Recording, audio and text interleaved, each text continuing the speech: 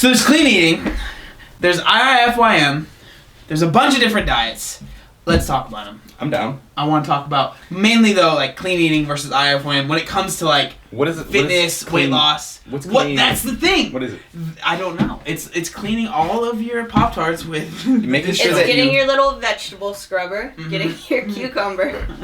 There you go. Taking care of that thing. Just getting it real clean. It's when you put like dishwasher soap on your ketchup and Oh gosh. and you got some clean ketchup. And No. then you just blowing ketchup bubbles. What's clean eating? I think it's not actually defined very well. Each person has their own idea of what is clean. It's kind of an orthorexic idea, but like clean eating I think is very low fat, it seems like, right? That's usually like unless it's almond butter or peanut butter. Sometimes some people even say peanut butter. Yeah, so like unsaturated fats are okay, but saturated fats are avocados. less okay. It seems like literally the only thing you can eat if you're eating completely clean is like sourced from vegetable fats. Yeah. So like low fats, low sugars, higher complex carbs. Yeah. See, That might to even be me, too far. it's just non-processed foods. See, that's exactly, how everybody's I different. see it. Yeah. You know what I Everybody's mean? Like, different. it's So no not just Pop-Tarts. those bro... Like, I feel like for you, it would be those bro foods. Like, bro diets. chicken, rice, broccoli, asparagus, tilapia, almonds, that kind of stuff. Yeah.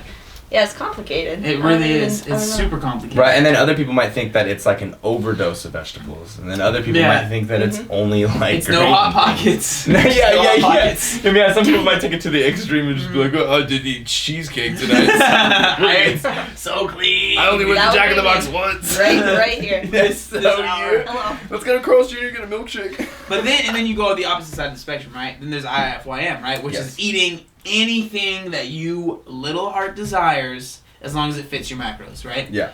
So I think that so many people, like, they like to feel like they're part of something, right? So, like, if you feel like you're part of clean eating, you like to post your chicken and broccoli and, you know, that's all you ate, right? And then if you want to feel like you're part of IIFYM, you post your Pop-Tarts and your ice cream and like, you fit into your macros. And I just think that both of those sides are, I don't want to say they're wrong, but you should, I think being on such an extreme side of any situation is usually not the healthiest thing for you. Absolutely. You know?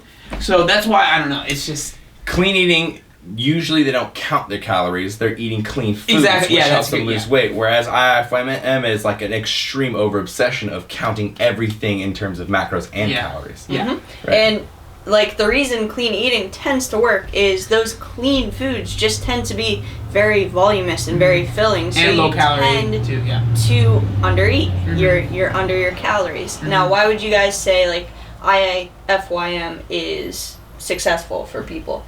Like, what aspect of it makes it better than clean eating for certain people? I think what makes it better for some people is literally just you're counting your calories now. And you know how many calories you're going to eat to your body. Because I've talked to people that have tried to lose weight, and I'm like, okay, how many calories are you eating? Like, well, I don't know, but I eat clean, and then, you know, I'll have one cheat meal. And I'm like, how many times a week? One time a week. Or every few days. Or, and then like, I'm like, well, what do you eat? And they just blow out by like 3,000 calories. I'm like, oh, come on. And now. where those people go wrong, like, you could eat clean, but you could also eat 1,000 calories of almonds and like acidic. Easy. Dude, I've got a bag of almonds behind JD's head that I could crush in like 5 minutes right now. They're toasted.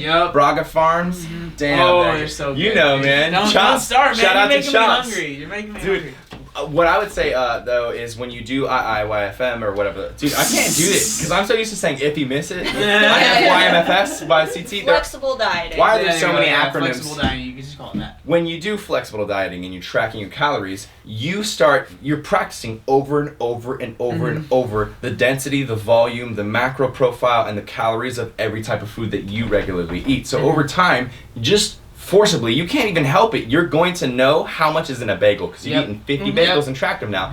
And 10 calories. Even if you go back to clean eating, you now have like a good idea of like, olive oil for that much. When I weighed it for a tablespoon, I thought a tablespoon was like as much as I use in a day. Like I'm actually using probably 5 tablespoons and it's not clean. So it starts like adjusting the way you can do other diets because you're having to obsess with the calories and understand it more. And I love flexible dieting, but there are definitely negatives. Like there are so many people that turn it into something that's just like, what can I fit into my day? And their whole thing is like this like puzzle. Trying to fit ice cream at the end of the day. Well, yeah, like those idiots. 5 ice cream bars.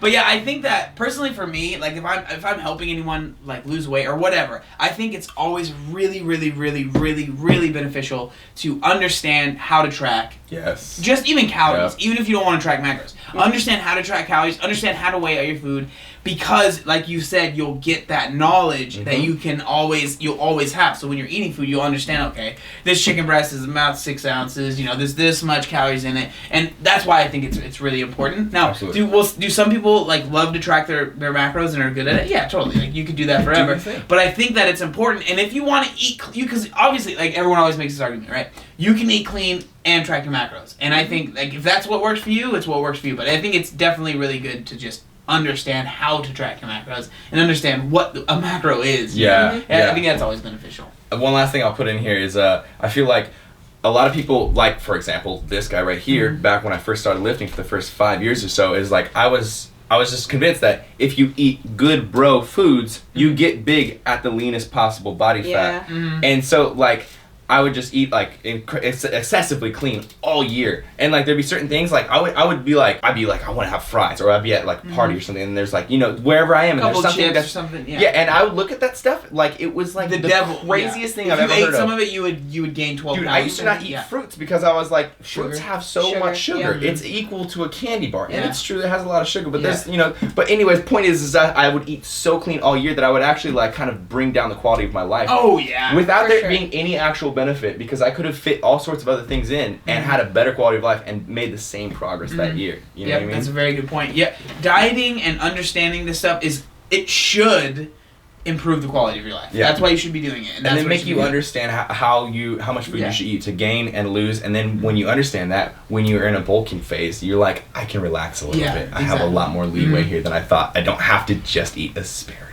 Yeah. And pea green, sweat green asparagus is disgusting, bro. Essentially, I mean, I think what this is coming down to is saying that, aside from the clean eating thing, just tracking your calories is kind of the most beneficial thing that you could do for yourself, regardless of what it is. So, if you do track your calories, what do you guys find works the best for you? Whether it leans more towards like clean eating or, you know, flexible dieting. Do you fit ice cream in? Do you stick to the more, you know, filling bro foods? Do you have a nice mix?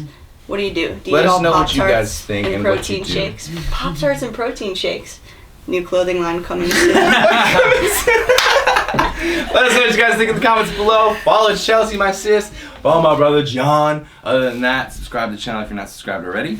Team Beyond the Week. CT. CT. Lift heavy or die, MIRIN, mother.